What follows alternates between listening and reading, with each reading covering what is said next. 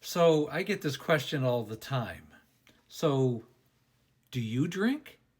And what you have to understand is when someone asks a family member if they drink, and this is the first time seeing me, well, I was married for 25 years, and unfortunately, my wife succumbed to alcohol use disorder almost 5 years ago. And she went to 7 rehabs, she had 4 DUIs, multiple outpatient visits.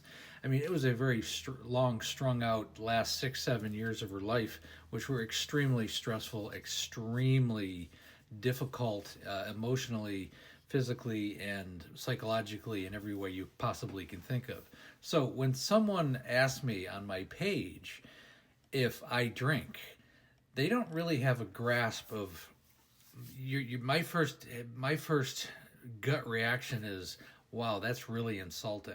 Okay, and you have to understand why, and I need to break it down to why that comes across as insulting, even though that's not the intention. And it's not really even that particular question, but questions similar to it. And they're always designed very similarly. I was just curious. You're not curious. You want to find something else out, and you're trying to, and you're using it as a deflection, even though maybe you're not doing that consciously. The reason why it's insulting, because to begin with, alcohol use disorder has absolutely very little, if nothing, to do with alcohol. People drink because they have repressed emotions, anxiety, stress, hereditary issues, peer pressure, family culture, and dual issues, psychological issues. I've gone over this many times, and it's become their solution to the problem. So to ask a spouse or a family member, or if, do you drink? That's like saying, so are you part of the problem or were you part of the problem? That's what the real question comes across to us as family members. Why is that insulting? Because we spend so much time and energy and effort trying to save that person, trying to save them from themselves, and then also trying to save ourselves from the madness that we're surrounded with on a regular basis.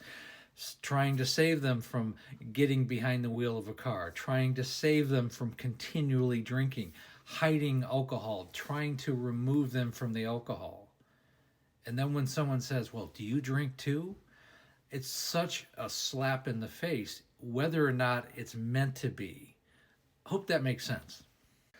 It also has an underlining theme of when you ask somebody, do you drink? Also, as a family member, well, it also seems like, were you part of the problem? And that's not a trigger. That's a very normal thought process because alcohol is a very solitary thing. In my particular case, no, I never drank with my wife ever, not even in the beginning. It was always something that she did. I have a very athletic background. I mean, I lift weights. I always played football, lacrosse. It's just not in my makeup. I just don't drink. It's not good for you. It's not good for you. I mean, personally, I'm much more health conscious. It was always something she did. It was never anything we ever did together, ever. So when someone says, "Do you drink?" I'm not talking about just me and my experience. I'm talking about in general. Putting it in context, if you had a spouse who died from cancer because they smoked 5 packs of cigarettes a day, for example, and then they pass away, and somebody comes up and asks you as the spouse, so do you smoke cigarettes too? Same thing. Or maybe someone dies from morbid obesity. They weighed 400 pounds, their heart stopped because they had a food issue, very similar to alcoholism or drugs or gambling or any of these types of issues. And you're asked, well, gosh, did you eat a lot of food? Did you who fed them the food? Did you feed them all the food? Because they obviously couldn't make this themselves. It's really insulting, especially when someone's passed away. Putting that in perspective, think about questions that you ask someone who's lost a loved one. No, I know in my case, I mean, I expose this because it's a vulnerable position to talk about because I'm genuinely trying to help other people. I mean that's fundamental to me. So I'm aware of it, but in the real world, if you have someone who dies from a particular disease, don't ask their sibling if they were part of the problem, either directly or indirectly. And really, the last thing I want to say on this, Amanda and I, we were married for 25 years, and I talk about the difficult years, and really, it was just the last 6 or 7 when it had progressed to late stage 3, stage 4 alcoholism. We actually had 18 very good years. I mean, there were far more good years than there were bad ones. And again, she was a very kind, loving, intelligent, creative human being. The disease took all that away. And it became, and the stories I tell are never to disparage her, they're to really explore that this can happen to anybody. And that really needs to come through. It needs to come through in the book, and it needs to come through in my stories. And again, for these stories and everything we're talking about, you can find them in her memoir. Again, it's Amanda, A Cautionary Tale of Alcoholism. It was a story of her.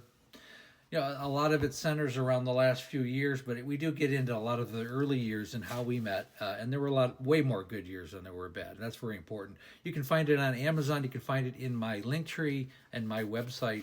I also go live Monday through Friday right around 6 o'clock Pacific time, 9 o'clock Eastern.